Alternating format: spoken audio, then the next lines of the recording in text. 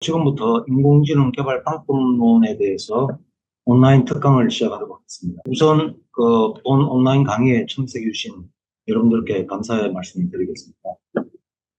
저는 컴퓨터공학 박사학위를 수료하고 그리고 현재 가천대학교 겸임교수 재직 중입니다. 가천대학교 재직하기 전에는 한국보건사회연구원에 근무하였고 그리고 삼육대학교 보건관리학과 교수로 재직하였습니다. 주요 저서 및 논문은 다음과 같습니다. 그리고 최근 수행한 연구과제는 한국연구재단 과제와 그리고 질병관리본부 과제 등이 있습니다. 여러분들이 우선 이 강의를 듣기 전에 지금 여러분들에게 강의할 내용은 이 서적입니다. 이 서적에서 몇 번 오류가 있습니다. 그 오류는 한나래 출판사의 자료실에 있는 오분류 오류표를 다운로드 받아가지고 왔는데 오른쪽과 같습니다. 네. 오늘 강의 드릴 내용은 다음과 같습니다.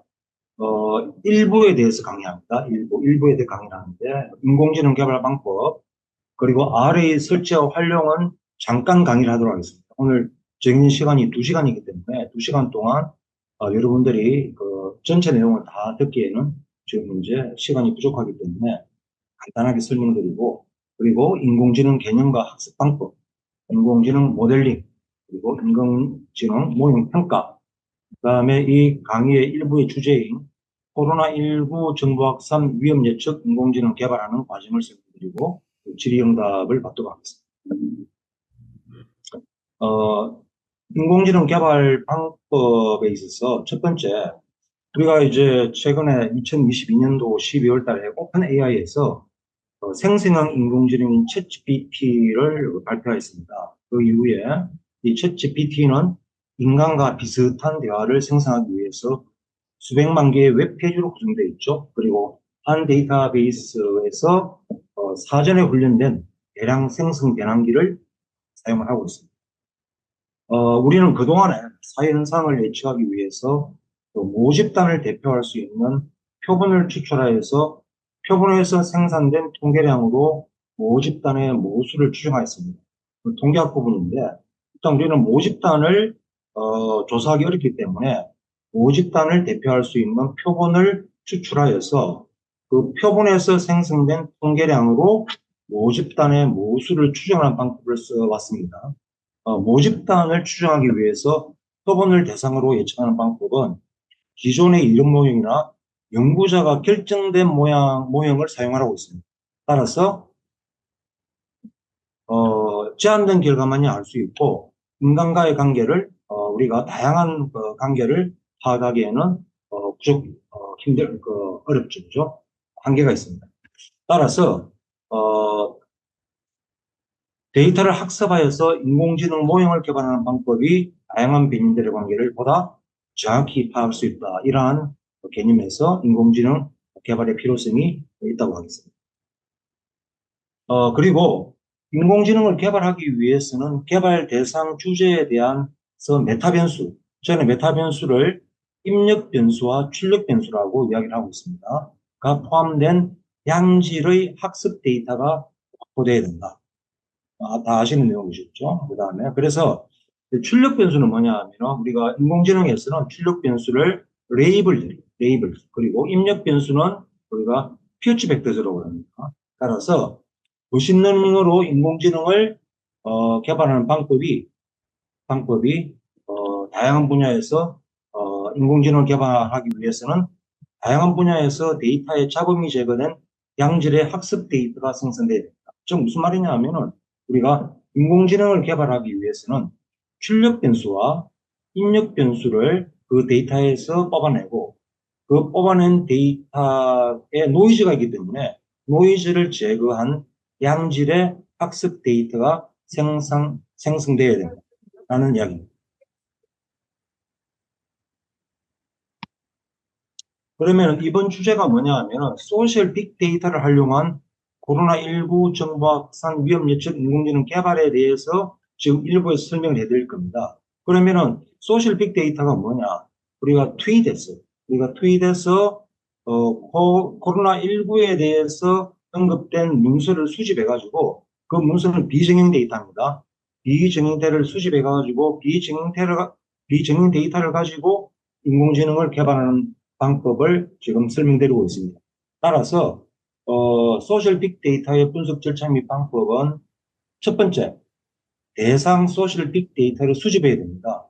우리가 수집을 한 문건 한 문건을 수집하기 어렵기 때문에 프롤레라는 수집 로봇을 만들어 가지고 수집 로봇을 가지고 뭐냐 하면은 코로나19의 용어를 수집 로봇에 입력해서 그 수집된 로봇이 해당 문서에 가서 크롤링, 즉 끌고 온다는 수집을 한답니다. 그래서 코로나 키워드를 지정하고 그다음에 코로나 불용어 스타버드죠. 스타버드를 지정해 가지고 우리가 수집 로봇에 내가 장착을 해서 수집 로봇이 트윗에 가가지고 해당 문서를 수집을 해오는 방법을 사용하고 있습니다. 두 번째는 수집된 문서는 현재 비증행 데이터입니다. 우리가 140자 단문으로 구성될 수도 있고 그다음에 공문으로 구성될 수도 있습니다. 여러 가지 또 한 개의 단어로 구성될 수도 있고 이러한 단어들을 우리가 자연어 처리를 통해서 형태소 분석을 해야 돼요. 형태소 분석을 하는데 첫 번째 방법이 텍스트 마이닝입니다. 텍스트 마이닝은 여기 보시면 이제 온톨로지 개발을 온톨로지 조금 더 설명해 드릴 겁니다. 온톨로지를 개발해 가지고 우리가 분류 체계를 개발해서 그 분류 체계에 따라서 분류하는 그런 방법을 우리가 텍스트 마이닝이라고 하고 있고 오피니언 마이닝은 해당 문서에 들어가 있는 감정입니다. 감정. 이 문서가 어떤 감정을 가지고 있느냐. 그래서 긍정 감정이냐, 부정 감정이냐. 위험한 문서냐, 위험하지 않는 문서냐. 이것을 이제, 분류하는 방법이 오피니언 마이닝, 감성 분석입니다. 이 두 가지 방법을, 지금 처리하고 나서 분류를 하고, 키워드를 분류를 하고 난 다음에, 그 다음에 정형 빅데이터로 변화시켜야 됩니다. 우리가 현재 비정형 빅데이터의 분류는 아직까지 텍스트 상태이기 때문에 그 텍스트를 가지고 그대로 우리가 분석하기는 어렵습니다. 따라서 텍스트를 수치화, 코딩을 해요. 수치화로 코딩, 즉 뉴메릭 데이터로 코딩을 하는 겁니다. 즉 스트링 데이터를, 즉 텍스트 데이터를 뉴메릭 데이터로 코딩하는 방법이 세 번째가 되겠습니다. 그래서 하나하나의 문서를 아이디로 두고 트윗 문서를 그 다음에 채널명, 지금 여기는 트윗 한 개의 채널만 지금 저기 대상으로 했지만은 우리가 뉴스라든지 그다음에 블로그, 카페, 다음에 보드, 게시판 이런 등등의 데이터를 가지고 올 수 있습니다. 그러면은 채널명을 우리가 공개할 수 있습니다. 인식할 수 있습니다. 채널명을 인식을 해주고 그 다음에 코로나 관련 감염 대상, 그다음에 경로, 정상, 해당 키워드죠. 해당 키워드들을 쭉 이렇게 해가지고 코딩을 해줍니다. 그래서 키워드가 있으면은 빈도 몇 번 발생했느냐 하나의 문서에서 해당 키워드가 몇 번 발생되었냐를 n 값을 이렇게 입력시켜주고 없으면 제로.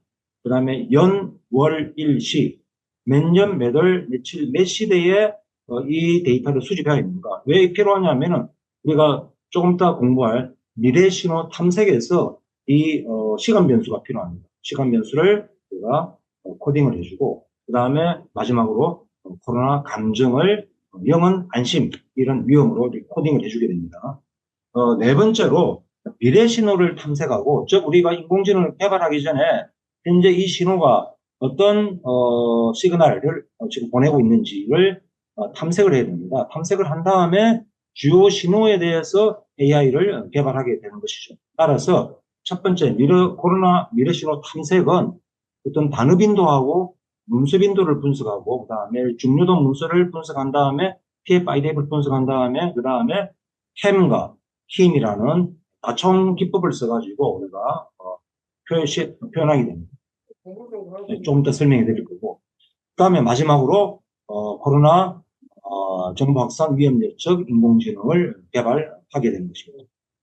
개발하는 방법은 머신러닝으로 머신러닝 우리가 인공지능을 개발하기 위해서는 데이터를 학습시켜야 되는데 그 학습시키는 방법이 머신러닝입니다. 그래서 여러 가지 알고리즘을 가지고 우리가 모형을 개발하고, 그 다음에 모형을 평가합니다. 우리가 맨 마지막 인공지능을 개발하기 위해서는 모형을 평가해가지고 가장 우수한 모형을 선택을 한 다음에 그 선택된 모형을 가지고 예측을 하게 됩니다.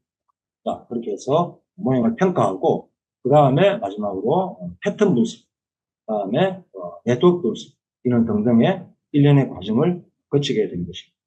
이것은 뭐죠? 이제 비정형 데이터죠. 비정형 데이터. 소셜 빅데이터가 될 수도 있고, 우리가 어떤, 문서가 될 수도 있고, 이런 여러 가지 어떤, 비정형 데이터를 할 때는 이런 방식으로 분석을 해야 된다라는 것입니다. 자, 그러면은, 이 서적의 이제 그 주된 그 목표인, 인공지능 개발은 어떻게 하느냐. 첫 번째가 인공지능 모형을 평가를 해야 됩니다. 평가. 어떤 알고리즘이 가장 학습을 잘했는가 평가를 하고, 두 번째는 뭐냐 하면은 가장 학습을 잘한 최적 모형을 이용해 가지고 출력 변수를 예측합니다. 출력 변수. 이것도 조금 더 설명하겠습니다. 자, 아까 제가 데이터에서 뭘 뽑아냅니까? 메타 변수를 뽑아낸다고 했죠. 즉 출력 변수와 입력 변수를 뽑아내는데, 이건 뭡니까? 최적 모형을 이용해 가지고 출력 변수를 예측합니다. 출력 변수 예측하고, 그 다음에 원 데이터가 있죠. 원 데이터가 있고, 그 다음에 최적 모형이 예측한 예측 데이터 두 가지가 있습니다. 원래 데이터가 있고, 학습하기 위한 원래 데이터가 있고, 학습을 한 최적 모형이 학습한 예측 데이터가 있습니다. 그 두 데이터에 있는 출력 변수를 비교를 합니다. 비교를 해가지고 그것을 이용해가지고 출력 변수를 이용해서 양질의 학습 데이터를 생성합니다. 이것도 조금 더 설명하겠습니다. 그 다음에 마지막으로 양질의 학습 데이터를 이용해서 인공지능을 개발하는 과정을 거치게 됩니다. 자, 그러면은 모형 평가 및 학습 과정은 구체적으로 어떻게 되느냐?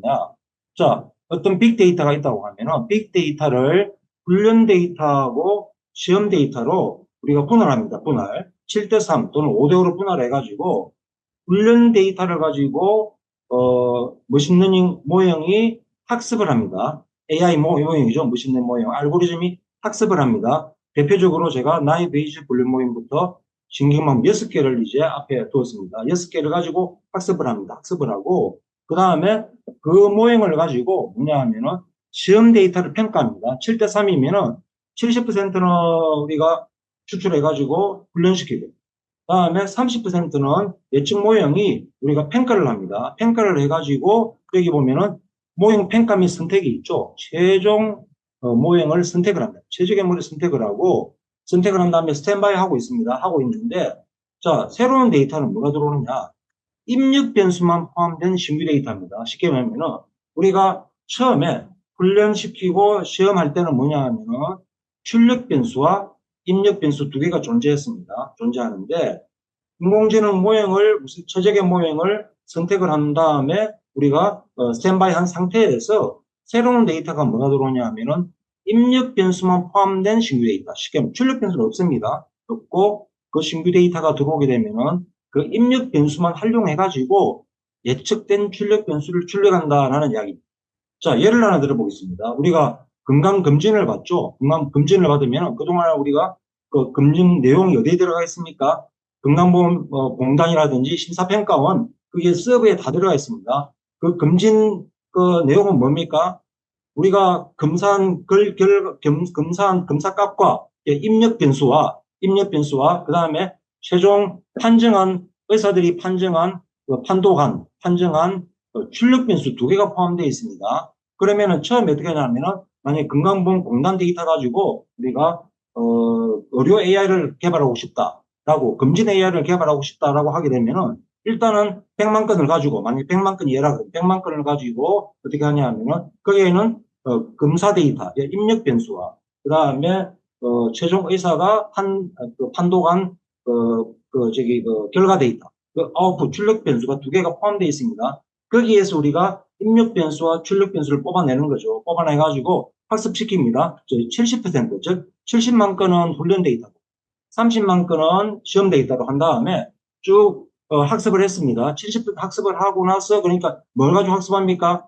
출력 변수와 입력 변수를 두 개를 가지고 학습합니다. 왜? 왜냐하면은 문제가 있고 정답이 있으니까 문제와 정답을 같이 학습한다는 거죠. 학습해가지고 그 학습된 내용을 가지고 뭐냐 하면 우리가 평가를 합니다. 평가. 즉, 각각의 어떤 머신러닝 알고리즘이, 인공지능 알고리즘이 가장 학습을 잘했는가 평가를 해가지고 일단 신경망 모형이 선택이 되었다. 라고 하게 되면 그 스탠바이 하고 있다는 거죠. 하고 있다 그러면 어떻게 되냐면은 최종적으로 어떻게 하냐면은 입력 변수가 포함돼. 즉 새로운 사람이었어요. 새로운 사람이 와가지고 내가 검사만 했습니다. 검사만 딱 하니까 입력 변수만 들어있는 거죠. 그 입력 변수를 가지고 AI 보고 판단하라 그러니까 당신은 위암 3기일 확률이 예를 들어서 80%다. 뭐뭐 때문에 80% 정도 위암 3기일 확률이 지금 현재 나타난다. 라고 AI가 출력해 준다는 거죠. 아시겠습니까? 무슨 말이냐 하면 결국은 우리가 학습은 출력 변수와 입력 변수 두 가지 동시에 있는 걸 가지고 학습한 다음에 예측은 어떻게 하냐면 신규 데이터는 출력 변수는 없다는 거죠. 입력 변수만 포함됐다는 거죠. 아시겠습니까? 우리가 문제를 풀 때, 지금 문제 풀고 답이 있다는 거죠. 여러 사람이 문제를 풀었습니다. 수능 시험 볼 때 풀었습니다. 학습을 했어요. 이런 문제가 있을 때 답이 이거다. 이렇게 쭉 놨어요. 그러면 한 80%는 정답이 있을 거고 20% 오류가 있을 거죠. 그러면 새로운 사람 뭐냐면 어떤 사람이 문제를 풀었어요. 새로운 사람이 만약에 문제를 풀고 이 학생이 답을 알아맞춘 확률이 얼마나 되겠냐. 그러면은 AI가 이 문제의 답은 이거라라고 알려준다는 거죠. 아시겠습니까? 그런 내용입니다. 자, 그래서 이 내용을 바탕으로 해가지고 여러분들이 이 내용을 이해하고 있으면은 앞으로 AI 개발이 굉장히 쉬워집니다. 이 문제를 이제 여러분들이 이해를 해야 돼요.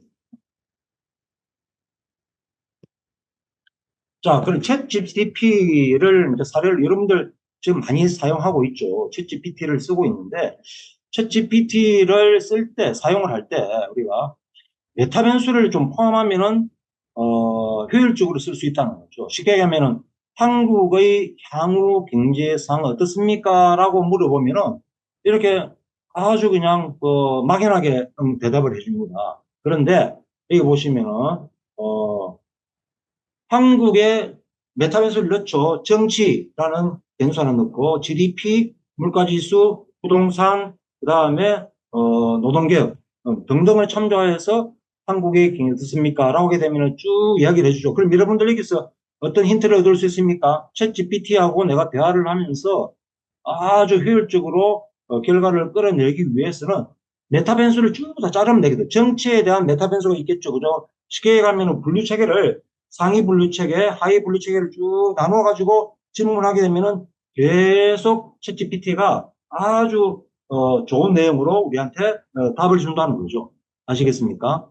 여러분들 챗GPT를 100% 신뢰할 필요는 없습니다만은 참고 자료로는 쓸 수가 있죠. 그죠? 여러분들이 논문 쓸 때 이걸 논문에다가 바로 제출하면 안 되죠. 저작권, 표절 때문에 안 되기 때문에 여러분들이 챗GPT에 있는 내용을 내가 우선 한번 학습을 한 다음에 거기에서 어떤 주제를 가지고 논문을 쓸까, 어떤 내용을 가지고 내가 구상을 잡을까. 이럴 때 우리가 챗GPT를 좀 사용하면서 메타 변수를 쭉 이렇게 입력하게 되면 아주 쉽게 여러분들이 논문도 쓸 수 있고 여러 가지 보고서를 쓸 수 있다는 거죠.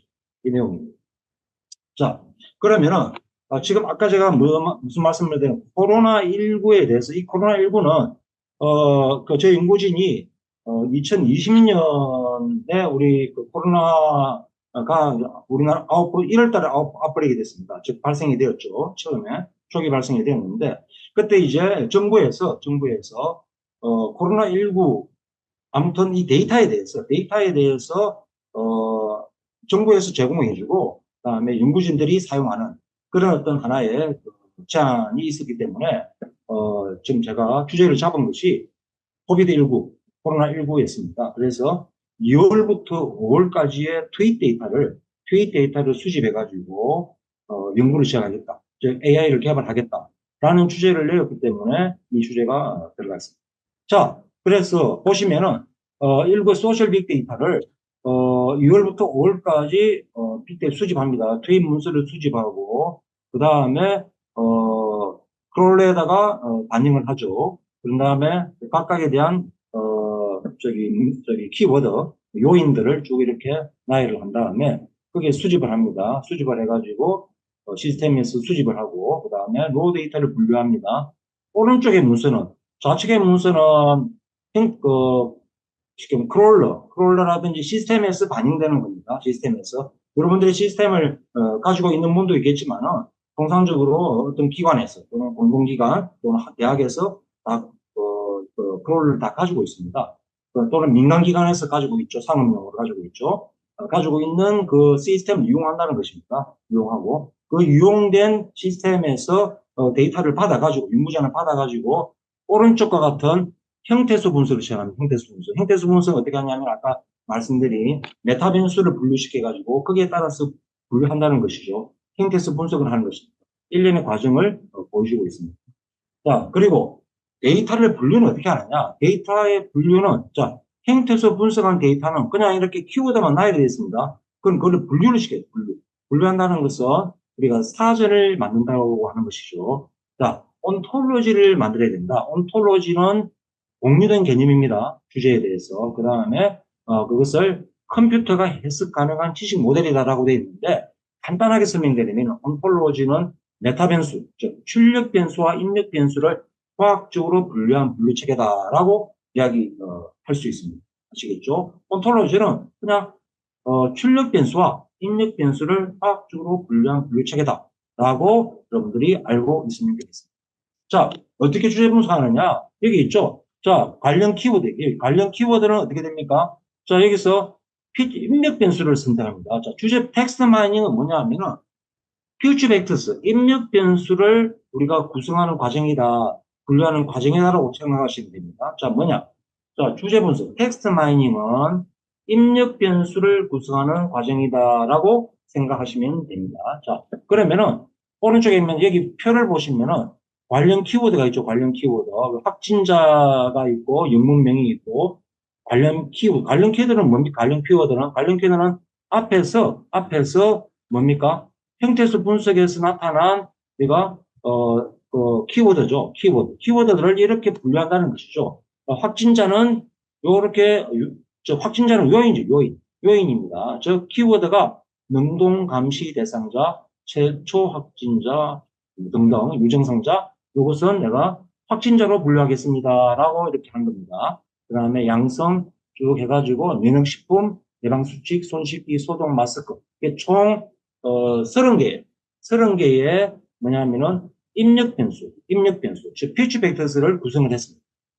변수 또 요인이죠. 자, 키워드는 많은데 그 키워드들을 하나하나 우리가 분석하기는 불가능하죠. 그렇기 때문에 키워드를 그룹핑한다. 여러분들이 혹시 통계학을 공부하신 분들이 있으면은 팩트 애널리시스라고 리덕션이라고 팩트 애널리시스라고 있습니다. 요인을 만든다.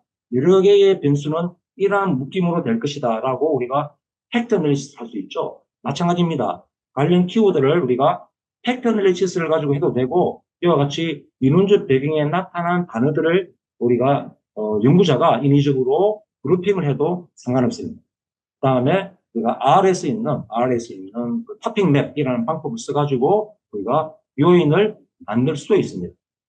그러나 지금 이 요인은 우리가 이론적 배경에서 나타난 단어들을 수집해가지고 단어들을 분류해가지고 연구자가 개발한 입력 변수, 즉 텍스트 마인이라고 여러분들께 설명드리고 있습니다.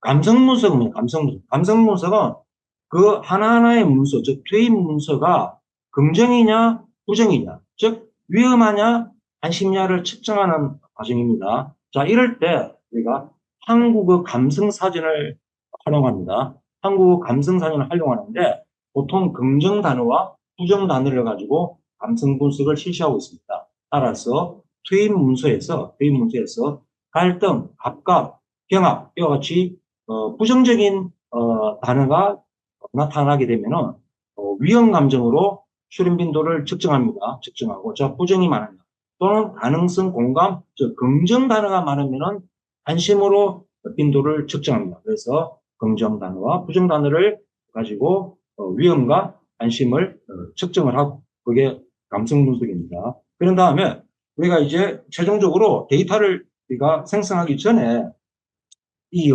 데이터를 생성하기 전에 코로나19에 대한 연구를 하고 싶다. 자, 그것도 이제 소셜 데이터. 트윗에서 내가, 그 데이터를 수집해가지고 연구를 하겠다 그러면은 통상적으로 IRB를 받아야 됩니다. 지금은, 한 몇 년 전부터는 우리가 항상 IRB, 즉, 연구윤리 심의를 받은 이후에 모든 연구가 진행하도록 되어 있습니다. 지금. 그래서 연구 심의를 받아야 돼요. 그래서, 그러나 이제 심의를 받고 나서 이 데이터가 익명성과 긴밀성이 보장되더라도 심의를 받아야 한다는 것이죠. 소실리고 항상 그렇게 정해져 있습니다.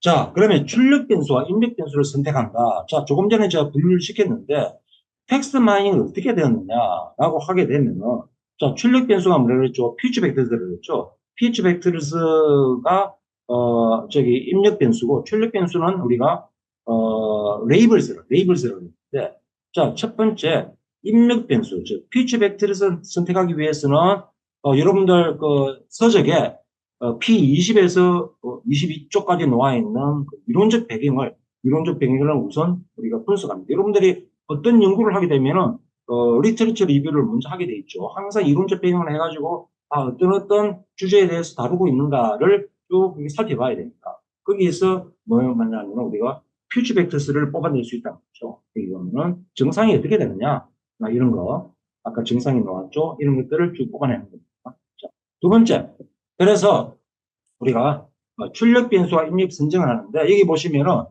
그 표를 보시면 구분 변수 쓰면 신텍스가 있죠.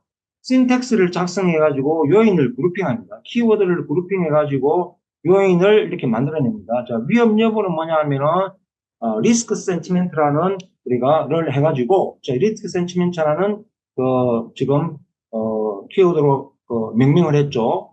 영어로 했고, 거기서 우리가 0은 안심이다. 그 다음에 1은 위험이다 라고 코딩을 합니다.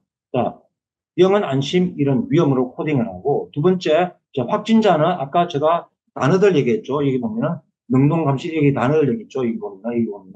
자, 능동감시 대상자, 최초 확진자 관련 키워드들을 이렇게 식으로 그룹핑을 해가지고, 즉 컴퓨터 간단한 신텍스를 써가지고 그룹핑을 해가지고 이와 같이 입력 변수를 선정합니다. 그럼 어떻게 됩니까? 출력 변수, 레이블스와 입력 변수, 피치 벡터스 두 개가 다 이제 선정이 되었죠. 이와 같이. 자, 선정이 되었습니다. 자, 그러면은 우리가 AI 개발을 위해서 학습 데이터를 구성해야 되는데 어떻게 구성하느냐 하게 되면은, 자, 일행에다가 우리가 키워드, 즉 요인들을 쭉 나열하죠. 그죠? 요인들을 나열하고 쭉. 자, 뭡니까? 자, 리스크 센티멘트는 출력 변수죠. 그 뒤에부터는 뭡니까? 우리가 입력 변수입니다. 앞에 레이블스입니다. 이 레이블스고, 그 다음에 뒤에 거는 피치 벡터스죠. 벡터스가 30개가 나열되어 있습니다. 그리고 이행부터는 뭡니까? 그 데이터 값들이죠. 데이터 값인데, 자, 첫 번째, 인공지능 모형을 평가하기 위해서는 반드시 리스크 센티멘트가 이제 스트링, 문자 값으로 우리가 코딩이 돼야 됩니다. 문자 값으로. 자, 하나는, 자, 1, 위험하면은 리스크, 위험하면 난 리스크. 자, 그 다음에 예측 모형을 확률 값을 계산하려면은 우리가 숫자, 뉴메릭 데이터로 이렇게 측정이 돼야 됩니다. 자, 리스크는 1, 그 다음에 난 리스크는 0, 이런 식으로 뉴메릭 데이터로 돼야 됩니다.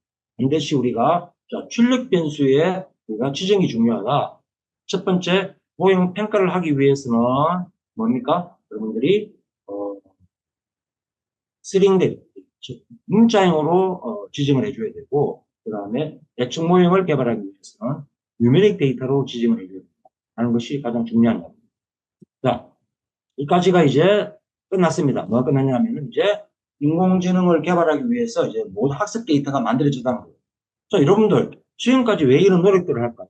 여러분들은 인공지능을 개발하기 위한 학습 데이터 만드는 과정이 가장 중요합니다. 왜? 데이터가 없으면 인공지능이 학습하지 못해요. 그러니까 인공지능이 학습하기 위한 하나의 데이터를 우리가 구성하는 것이 굉장히 중요하다는 거죠. 거기에 제가 볼 때 한 70% 정도 노력이 필요하다는 거죠. 나머지 30%는 알고리즘이 학습하기 때문에 그렇게 어렵지 않다는 거죠. 여러분들이 가장 중요한 것은 여기까지. 즉, AI를 만들기 위해서 학습 데이터를 만드는 과정까지가 굉장히 중요하다는 것이 이제 제가 드리는 말씀입니다. 자, 그럼 우리가 이제 학습 데이터를 가지고 미래 신호를 탐색을 한번 해보도록 하겠습니다. 자, 여기 보면은 미래 신호는 뭐냐? 미래의 변화를 예감할 수 있는 약신호, 윅시그널을 탐색하는 것이 바로 신호 탐색인데, 자, 약신호는 미래에 가능한 변화의 징후다. 이 약신호가 강신호는 다시 트렌드, 메가 트렌드로 이렇게 발전하게 되는 것이죠. 그래서 우리가 신호가 중요한 것이죠. 그래서 미래 신호의 탐색은 시간의 경과에 따른 반응빈도, 문서 빈도의 증가율 정보가 함축된 캠, 키워드 이머전스 맵과 키워드 이슈 맵의 포트폴리오를 작성하여서 우리가 잠재신호, 강신호, 약신호, 잠재신호, 강하지만 증가율이 낮은 신호 이 네 가지를 도출하는 방법이 바로 이 내용입니다. 자, 그렇게 해서 우리가 자, 캠을 가지고 뭘 도출하냐 하면은 DOV, Degree of Visibility. 그 다음에 힘을 가지고 DOD, Degree of Diffusion. 자, 여기 보면은 자, DOV의 계산은 어떻게 됩니까? 공식은 전체 문서문의 단어 빈도죠. 곱하기 시간의 흐름입니다. 시간 변수입니다. 웨이트입니다. 그 다음에 DOD는 뭡니까? 전체 문서분의 문서 빈도죠. 곱하기 시간 변수입니다. 시간의 웨이트입니다. 라고 계산을 해주는데, DOV를 뭐라 그러냐면, DOV를 우리가 중요도라고 합니다. importance라고 합니다. 그 다음에 DOD, 즉, diffusion은 뭐냐면은 확산도라고 합니다. 자, 제가 요즘 청소년 자살 문제, 슈이사이드가 이제 가장 심각한 문제죠. 그죠? 자, 그러면 어떻게 되냐? 자, 그러면 어떤 문서에 내가 어떤 온라인 채널에서 어떤 문서를 수집했습니다. 하나의 문서 내에서, 한 개의 문서에서 죽고 싶다는 이야기가 괜히 많이 발생하게 되면 이 문서는 굉장히 중요한 문서가 된다는 거죠. 그래서 이 문서에 대해서 빨리 조치를 취해준다는 거죠. 아시겠습니까? 그런데 죽고 싶다는 말이 전체 문서에 이렇게 퍼져 있다. 문서 빈도가 많다 그러면은, 죽고 싶다는 말이 청소년 대상으로 해가지고, 대상으로 많이 확산되어 있구나라고 한다는 거죠. 즉, 단어 빈도와 문서 빈도가 가장 중요하다는 것이죠. 이 두 개를 추출합니다. 거기에서 이제 처음에는. 자, 그래서 우리가 킴과 캠에 대한 포트폴리오를 작성해가지고 우리가 공통 분모를 뽑아내는 과정입니다. 참고하시기 바랍니다. 서적에 상세하게 설명되어 있습니다. 자, 그래서 단어 빈도와 문서 빈도를 산출한다. 단어 빈도는 각 문서에서 단어별 출현 빈도를 산출한다. 해당 문서에서 단어가 몇 번 출현됐는가를 산출한 다음에 문서별 빈도수를 합칩니다. 단어 빈도가 더 크겠죠. 문서 빈도보다. 문서 빈도는 특정 단어가 출현한 문서의 수, 즉 한 단어에 죽고 싶다는 이야기가 여러 개 나타나도 한 번만 취급합니다. 한 번. 이 단어가 전체적으로 얼마나 퍼져 있는가 나타납니다.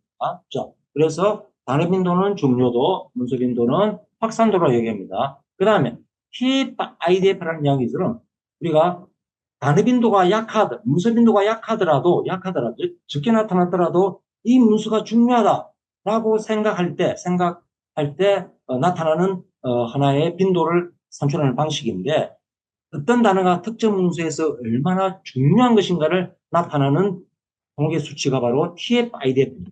자, 이것도 이제 우리가 산출해야 됩니다. 자, 그래서, 자, 여기 보시면은, 여러분, 제가, 엑셀 표를 하나 작성했습니다. 32쪽에, 뭐가 있냐면은, 바로 이 테이블을 어떻게 작성했냐에 나와 있습니다. 나와 있으니까 참고를 해보면 됩니다. 즉, 단어 빈도와 문서 빈도를 가지고 TF-IDF를 산출하죠. 그런 다음에, TF의 순대로 2월, 3월, 4월, 5월 달에 어떤 키워드가 중요했는가. 우리가 코비드19가 처음 아웃브레이크 되었을 때 굉장히 심각했죠. 그죠? 많이 패닉이었죠. 그런 상태에서 정부에서 빨리 대응을 강조하기 위해서 온라인상에 뭐가 이렇게 위험한가? 어떤 신호가 많이 잡히고 있는가를 빨리 확산하기 위해서 이런 연구를 시작한다는 거죠. 자, 그렇게 해서.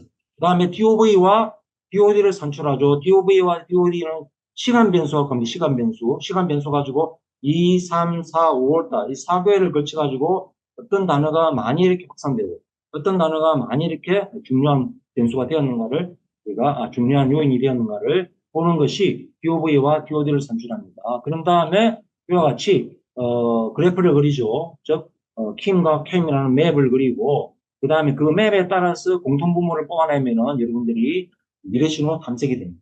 여러분들 미래신호 탐색의 중요한 부분 해석입니다. 해석. 여러분들이 이런 테이블을 만들어 놓고 해석을 안 하면 항상 고민을 해야 되죠. 이런 공식에 따라서 이런 테이블을 만들어 놓고 이 하나의 테이블에 대해서 여러분들이 내가 연구자가 설명을 해줘요. 그게 중요하죠. 그래야 정보가 대응을 할 수 있죠. 그죠? 어떤 연구에 대해서. 그래서 여러분들은 결과를 내는 게, 즉, 분석은 아주 쉽습니다. 왜냐하면 분석인도, 그 학습 데이터만 추출되면은 DOV와 DOD 또는 뭐 TF, DF, IDF는 공식에 따라서 대입하면 되는 거니까 얼마든지 바로 이런 테이블에 산출이 되고 이 테이블을 어떻게 해석하느냐가 가장 중요하다는 거예요. 그래서 여러분들은 이 해석이 중요하니까 이 서적에 나와 있는 해석을 아주 유심히 보고 그대로 한번 따라 해보시면 될 것 같습니다. 다른 어떤 주제를 대상으로 해가지고 이런 연구를 해서 미래신호를 탐색을 합니다. 저는 항상 이런 방식으로 해가지고 미래신호에 대해서 연구 논문을 사용을 하고 있습니다. 자, 그 다음에 우리가 R의 설치를 보겠습니다. R 설치. 자, R을 설치 활용을 보겠는데, 여러분들, 이거는 말이죠. 여러분들 한 3시간 정도 강의를 해야 R이 끝납니다. 원래 제가 대학에서 강의할 때 R은 3시간 내지 4시간 강의를 합니다. 4시간 강의를 하는데, 지금 이제 정해진 시간 내에 여러분들한테 한 10분밖에 하게 될 수 없어요. 그러니까 잘 들으시고 여러분들이 서적에 있는 내용을 그대로 따라 하시면 됩니다. 자, R은 통계 분석과 시각화 등을 위해 개발된 오픈소스 프로그램. 오픈소스 프로그램 장점은 뭐죠? 무료지만은 확장성이 좋다는 거죠. 아주 많은 어떤 그러한 내용이 계속 추가된다는 것입니다. 자, 70년도 공개되고 그다음에 소스가 공개된 이후에 R 디벨롭먼트 팀에서 지속적으로 관리를 하고 있습니다. 자, 이 R은 말이죠. 인터랙티브 뭐 대화 방식입니다. 내가 주고받고 하는 대화 방식입니다. 엔터 치는 순간 답을 줍니다. 대화 방식이고 우리가 명령어를 내가 어떤 분석에 필요한 명령어를 다른 분석에도 우리가 컴파운드 방식 쉽게 하면 우리가 추가시킬 수 있습니다. 재활용할 수 있습니다. 그걸 뭐냐면은 오브젝티브 오리엔티드 그럽니다. 즉 객체 지향은 뭐냐면 요즘 다 객체 지향 언어죠. 뭐 R이든 파이썬이든 뭐 C 언어든 모든 것이 객체 지향을 합니다. 자바든. 그럼 객체 지향은 뭐냐? 장점이 뭐냐 하면은 어떤 프로그램에 쓴 것을 그대로 컴포넌트 그대로 가지고 와서 다른 쪽에 이렇게 탁 넣으면 된다는 거예요. 자전거를 만들 때 바퀴 따로 만들고 페달 만들고 쫙 만들어 놓고 나서 내가 조립만 시키면 된다는 거죠. 아시겠죠? 어떤 자전거를 만들기 위해서, 어떤 모양을 만들기 위해서. 자, 그것이 바로 오브젝티드 객체 지향적 언어입니다. 자, 그래서 이게 자료 분석과 인공지능 개발에 널리 쓰이고 있다. 클란입니다. 클란. R 디벨롭 코어 팀이 클란입니다. 똑같은 말입니다. 클란에서 패키지와 함수를 공개한다. 자, 무슨 말이냐? 자, 패키지 조금 더 설명하겠습니다. 패키지와 함수를 공개한다. 그 다음에 R 프로젝트 홈페이지 따따따따 R 언더바 알바 R 하이픈 프로젝트 org라는 사이트 클란입니다. 사이트에 가가지고 최신 버전을 다운로드 시키면 됩니다. 최신 버전이 R 4.6. 4.3.2입니다. 다운로드 쭉 이 방식으로 다운로드 시킵니다. 여러분들 서적 보고 참고하시기 바랍니다. 자, 종료할 때 X나 Q를 입력합니다. 자, 다음에 콘솔 화면을 바꿀 수 있습니다. 여러분들, 아까 제가 질문 사항이, 한글이 깨진다고 얘기하는데, 여러분들, 저는 가능한 한글을 쓰지 않고 영문으로 좀 많이 씁니다. 많이 쓰는데, 왜 그러냐 하면은, R이 영문으로 되어 있어요. 그래서, 우리 가능한 여러분들이 영문 콘솔로 변경했으면 좋습니다. 그래서, 영문 콘솔 어떻게 변경하느냐 하면, R 콘솔이 처음에 하면 한글로 뜨거든요. 디폴트가 한글입니다. 한글에 다운받았기 때문에. 그래서 우리가 한글을 영문으로 바꾸는 방법은 워드패드 등 편집기에서 반드시 관리자 권한입니다. 실행시키고 나서 이와 같이 C 밑에 프로그램 파일스 밑에 R 콘솔을 열립니다. 자, 열고 거기에서 쭉 보다 보면은 language equal 처음에는 blank 옵션 블랭크로 되어 있습니다. 거기에다가 English EN을 딱 입력하고 그 다음에 저장을 합니다. 저장하게 되면은 바로 재실행시키면은 R을 재실행시키면은 영문 콘솔이 출력됩니다. 자, 이게 중요합니다. 자, 그 다음에 R은 아까 뭐라 그랬습니까? R 명령어, 스크립트라 그러죠. 명령어 입력 방식은 커맨드 베이스다. 입력을 합니다. 우리가 그림을 찍는 게 아니고 입력합니다. 커맨드 베이스드 소프트웨어로 다양한 패키지를 설치한 후 로딩하죠. 자, 중요합니다. 패키지를 설치한다. 자, R을 처음에 탁 설치하게 되면은 가장 기본적인 패키지만 설치해 줍니다. 내가 하는 기본적인 패키지만 설치해 주는데 그 패키지를 설치한다는 것은 내 컴퓨터에다가 이렇게 갖다 놓는다는 뜻입니다. 로딩한다는 뜻은 내 데이터하고 연결시킨다는 뜻입니다. 저 항상 페어입니다. 인스톨 패키지와 라이브러리는 항상 페어입니다. 페어. 짝이 두 개가 동시에 들어가야 됩니다. 인스톨 패키지가 들어오면 하단에는 반드시 그 라이브러리 패키지 명이 들어가 있어야 됩니다. 자, 이게 무슨 말이냐? 자, 여러분들 제가 R 설명할 때 예를 들면 우리가 신혼 살림을 차릴 때 아주 이제 그 부잣집에서 차리는 방 그러십니까? 집에 해먹을 게 다 많아요. 내가 뭐 해먹을 수 있는 거 저기 밑반찬부터 시작해가지고 모든 요리를 해먹을 수 있는 것을 다 사놓고 먹는 방법이 있고 먹는 방법. 예? 그러면은 우리가 굳이 다른 쪽에 갈 필요 없겠죠. 그런데 내가 R은 어떤 방식이냐면은 가장 기본적인 예를 들어서 쌀과 만약에 뭐 물, 이 두 개, 쌀과 물만 제공해주고 나머지에 대해서 너희가 필요하면은 패키지를 설치하라는 겁니다. 예를 들어서 내가 이번에 면 종류를 이렇게 해먹고 싶다. 스파게티를 해먹고 싶다. 예를 들어서 스파게티 해먹고 싶으면 스파게티 재료를 사오라는 거죠.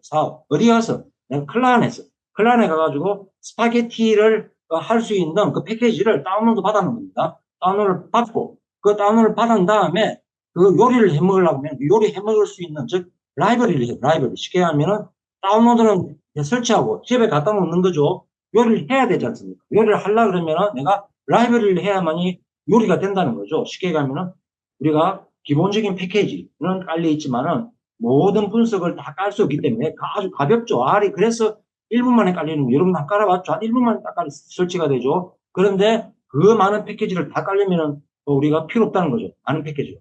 22,000개가 정도 있는데 12,000개 정도. 그 패키지 다 필요 없다는 거죠. 그래서 우리가 패키지를 설치한 후 로딩하여 사용한다. 자, 이게 중요합니다. 두 번째 뭐냐면 R을 쓰려면 어떤 프로그램, R이든 뭐 파이썬 뭐 등등 어떤 프로그램을 쓰더라도 여러분들이 할당은 뭐냐 하면은 컴퓨터 메모리에다가 값을 저장하는 겁니다. 저장. 그럼 여러분 컴퓨터를 쓰고 있죠. 컴퓨터의 그 메모리에다가 값을 저장을 한 다음에 사용을 합니다. 우리 할당이라는 거. 즉 뭐냐 하면은 우리가 길각각 또는 변수에 저장하는 것을 할당이라 한다. 할당. 즉 그냥 우리가 그 메모리에다가 값을 저장해야 되겠죠. 그걸 할당이라 한다는 거죠. 자, 그래서 R의 명령의 할당은 뭐냐면 이꼴입니다. 이꼴 또는 자화살표인데 자좀 두 자죠. 그러니까 우리는 이제 이꼴만 쓰면 똑같은 말입니다. 이꼴은 뭐냐? 오른쪽에 있는 값을 확실히 들으면 오른쪽에 있는 value 값을 왼쪽에 있는 변수에다가 저장합니다. 자, 오른쪽에 있는 오른쪽은 뭡니까? 값이 있습니다. 왼쪽은 뭡니까? 변수입니다. 오른쪽에 있는 값을 왼쪽에 있는 변수에 저장. 여러분들 지금까지 배운 거 좀 다르죠, 그죠? 우리는 항상 왼쪽에서 오른쪽으로 가는 줄 알았는데, 지금 컴퓨터는 어떻게 되어 있습니까? 오른쪽에 있는 값을 왼쪽에 있는 변수에 저장한다. 자, R이 일단 플러스 이거는 뭐 참고로 쓰시고, 그 다음에 변수명, 제가 뭐라 그랬습니까? 좌측에 있는 변수에 저장한다 그랬죠. 이게 중요하죠. 변수명은 뭐냐면은 use define name입니다. 여러분들이 만들어 쓰는 겁니다. 여러분들. 오른쪽에 있는 것은 값은 생성되는 것이고, 값을 왼쪽에 있는 변수에 쓸 때, 우리가 변수명을 만들어야 됩니다. use define name. 여러분들이 만들어 써야 돼요. 가장 그 변수명을 잘 나타낼 수 있는, 즉 그 내용을 전달 때 변수명으로 여러분들이 네이밍을 해야 되겠죠. 자, 그래서 변수명은 막 영문자나 숫자, 마침표, 뭐 언더라인, 뭐 등등 쓸 수 있습니다. 쓸 수 있는데 우리가 뭐냐면 퍼센트나 그 다음에 숫자를 우리가 쓰면 어떻게 되냐 하면은 쓸 수는 있는데 자동으로 X를 추가시켜줘요. 얘가. 왜냐하면은 그래 쓰지 말라는 거죠. 퍼센트나 우리가 숫자를 변수명으로 첫 번째 글자에 쓰지 말라는 거죠. 그런데 만약에 혹시 모르고 쓰게 되면은 얘가 X 1, 2, 3 이렇게 해준다는 거죠. 아시겠어요? 자, 그 다음에 대소문자가 있습니다. 대소문자. 사용하다가 왜 똑같이 실행이 안 되냐면은 여러분들 대문자, 소문자가 구분이 돼야 돼요. 항상 그래야 됩니다. 꼭 구분해야 써야 되고. 그 다음에 예약어, 리저버드 오더라고 그러죠. 리저버, 예약어. 컴퓨터가 쓰는, 즉, 이게 R이 자체에서 사용하고 있는 예약어가 있습니다. 그건 쓰지 말라는 거죠. if, else 등등. 그 다음 함수는 뭐? 함수는 인수 형태의 값을 입력하고 계산된 결과값을 리턴하는 명령문의 집합이다라고 되어 있습니다. 이게 가장 중요합니다. R은 함수를 이용해 가지고 우리가 아주 요약해서 만들고 있습니다. 자, 함수를 이용해 가지고 그 함수를 가지고 자주 쓰는 명령의 집합이 있죠. 자주 쓰는 명령의 집합은 내가 함수를 써 가지고 그 함수에서 인수를 가지고 인수에서 나온 결과값을 리턴 돌려받아 쓰고 있다는 거예요. 이게 중요한 내용입니다. 여러분들 어떤 프로그램이든 함수가 있습니다. 뭐 R이든 C든 뭐 아니면 파이썬이든 여러분들이 있을 때 함수를 만드는 게 여러분들 할 일이에요. 그러니까 여러분들은 근데 함수를 만들 필요가 없어요. 여러분은 개발자가 아니잖아요. 그죠? 이미 클라우드에서 또는 우리가 인터넷상에서 다 만들어 두었어요. 함수를 가져오면 돼요. 여러분 가져오면 돼요. 너무 쉬워요. 함수를 만약에 클라우드라든지 또는 우리가 그 구글상에 즉 그 온라인상에 개발을 찾지 못한 그런 게 있다 그러면 함수를 만들어 써야 되겠죠. 여러분들이 처음에 쓰는 함수가 되면 그때는 써야 되지만은 어쨌든 여러분들이 함수를 가지고 쉽게 쓸 수가 있다. 자, 패키지 설치는 뭐냐? 패키지는 자, 우리가 분석에 필요한 패키지를 설치 한 번에 해야 됩니다. 하는데 지금 현재 클라우드에서는 2200 정도, 배 정도 엄청나게 많아요. 여러분 다 쓰지도 못해요. 여기서 뭐 한 50개 쓰면 많이 써요. 근데 어쨌든 이와 같은 엄청나게 많은 패키지를 제공해주고 있습니다. 지금도 계속 추가되고 있죠. 자, 근데 여러분들 중요한 것은 자, 매번 인터넷 연결되면 한 번, 첫 번째 한 번만 인터넷 연결되면 한 번만. 한 번 연결시켜서 여러분들 컴퓨터에 깔아놓고 나면은 인터넷이 끊겨도 분석할 수 있어요. 무슨 말이냐? 여러분들이 만약에 인터넷이 안 되는 어떤 장소에 가서 내가 AI를 개발하고 싶다 그러면은 여러분들이 AI 개발에 필요한 패키지를 인터넷 되는 데서 다 깔아놓고 그 다음에 가져가면 돼요. 어디로 가져가느냐? 인터넷이 안 되는 가져가서 여러분들이 데이터 연결시켜가지고 분석하게 되면 된다는 거예요. 아시겠죠? 한 번은 돼. 한 번. 왜? 클라우드에서 가져와야 되니까. 한 번은 돼. 자, 그래서 그런데 가져올 때 어떻게 가져오느냐? 미르 사이트가 미르 사이트는 똑같은 우리가 패키지를 다운로드 할 수 있는 하나의 사이트를 만들어 두었는데 우리가 하나만 만들어 놓으면은 어떻게 됩니까? 접속량이 많아가지고 되더라게 되겠죠. 컴퓨터가 좀 다운되겠죠. 그래서 우리가 트랜잭션이 많기 때문에 그래서 우리가 미르 사이트를 운영하죠. 이제 93개국. 한국은 전에까지 3개를 주었는데 지금 하나밖에 안 주고 하나. 뭐 어쨌든 여러분들이 하나를 아니면은 다른 쪽에 쓰든 충분히 사용할 수 있는 부분이 있다는 거죠. 미래 사이트를 운영한다. 똑같은 내용이다. 자, 그러면은 지금부터 인공지능 개념과 학습 방법에 대해서 우리가 설명을 하도록 하겠습니다. 자, 여러분들 여기 설명을 다시 보러 보시면은 인공지능은 인간의 지능으로 할 수 있는 사고, 학습 쭉 해가지고 컴퓨터가 할 수 있도록 하는 방법을 연구하는 컴퓨터 공학 및 정보기술 분야다. 컴퓨터가 인간의 지능적 행동을 모방하는 것이다. 이게 이제 AI의 데피니션입니다. 그 다음에 인공지능하고 비슷하게 쓰는 용어가 있습니다. 머신러닝. 머신러닝은 컴퓨터 알고리즘에 관한 연구로 방대한 데이터를 분석해서 미래를 예측하는 기술이자 인공지능의 한 분야이다라고 돼요. 데이터 마이닝도 있고 딥러닝이 있습니다. 자, 그러면 여러분들 이렇게 복잡한 내용을 이 그래프로 하나로 이야기됩니다. 인공지능이 제 상위의 개념입니다. 여러분들은 뭐냐 하면은 인공지능을 개발하기 위해서 머신러닝, 딥러닝, 데이터 마이닝 한다고 보시면 됩니다. 자, 인공지능을 개발하기 위해서 뭐라 한다 그랬습니까? 머신러닝, 딥러닝, 데이터 마이닝을 한다라고 하십니다. 인공지능이 최상위의 개념이다 라고 아시면 됩니다. 자, 여러분들이 인공지능을 개발하기 전에 학습 데이터에 대한 용어 정의, 터미놀로지가 중요한데 첫 번째, 퓨처스는 데이터의 속성입니다. 속성, 분류입니다. 분류 속성인데 퓨처 벡터스는 뭐냐면 속성인데 속성은 뭐냐면 데이터의 하나하나의 특성이죠. 특성값을 속성이라 그러고 퓨처 벡터스는 뭐냐면 입력 변수 또는 우리가 통계학에 쓰는 독립 변수라고 그럽니다. 자, 퓨처 벡터스는 입력 변수 또는 독립 변수라고 합니다. 아시겠어? 그래서 우리가 인공지능에서는 입력 변수 또는 퓨처 벡터스라고 부른다고 이해하시면 됩니다. 레이블스는 우리가 출력 변수 또는 종속 변수를 의미한다라고 생각하시면 됩니다. 자, 뭐라 그랬습니까? 자, 터미널로지 중요한데 첫 번째 pH 벡터스는 입력 변수, 그다음에 레이블스는 출력 변수, 그다음에 훈련 데이터 또는 러닝 데이터. 훈련 데이터는 입력 변수와 출력 변수를 포함하고 있는 데이터를 의미합니다. 뭐라 했습니까? 훈련. 학습 데이터. 학습 데이터는 뭐냐면 학습 데이터는 입력 변수와 출력 변수를 포함하고 있는 데이터를 의미한다. 중요하죠, 그죠? 머신러닝의 학습 방법은 크게 지도학습, 비지도학습, 강화학습으로 구분이 되어진다. 라고 보시면 됩니다. 첫 번째, 지도학습. 지도학습은, 자, 보세요. 우리가 데이터가 있습니다. 학습 데이터가 있으면 학습 데이터에서 뭘 뽑아냅니까?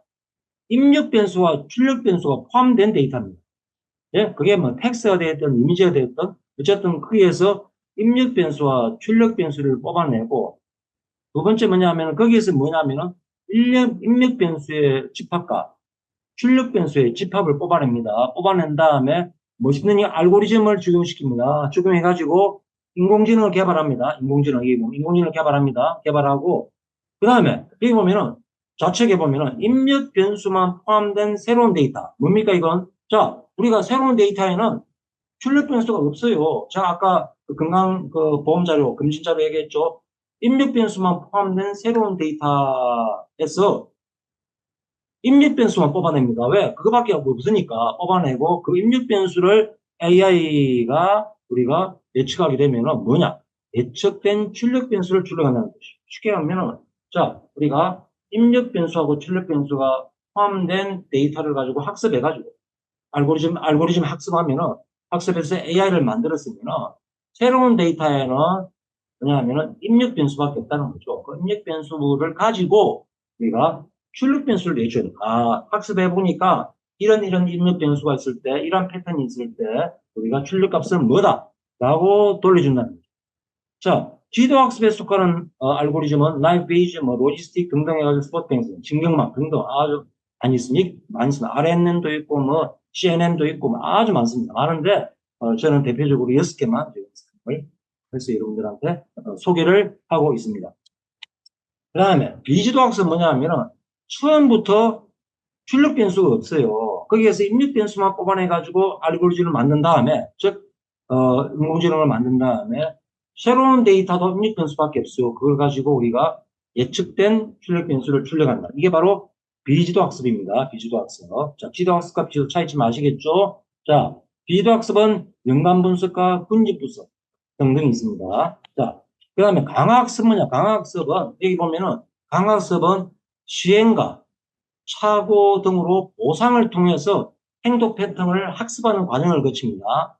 자, 에이전트가 학습하면 외부로부터 행동을 하게 되면은 에이전트는 외부에서 리워드를 받아요. 웨이트 값을 줍니다. 줘가지고 계속적으로 지속적으로 반복적으로 업데이트하는 과정을 거치는 것이 바로 강학습 모델입니다. 강학습은 어떤 주제에 대해서 먼저 그냥 알파고, 바둑, 알파고 강학습이죠. 웨이트를 주는 거죠. 어느 점에다가 점수를 많이 줘가지고 이게 성공한 즉 쉽게 하면 이기는 확률이 높다 그러면은 그 웨이트를 더 주는 방식, 즉 보상을 해주는 방식이 바로 강학습 모델입니다. 이 강학습 방법은 여러분들이 어떤 특정 회사, 어떤 강학습 가지고 개발하는 회사에 가서 이러한 것을 한번 실험을 해볼 수 있겠죠. 아주 여러분들 따로 하나 만들어 볼 수도 있죠.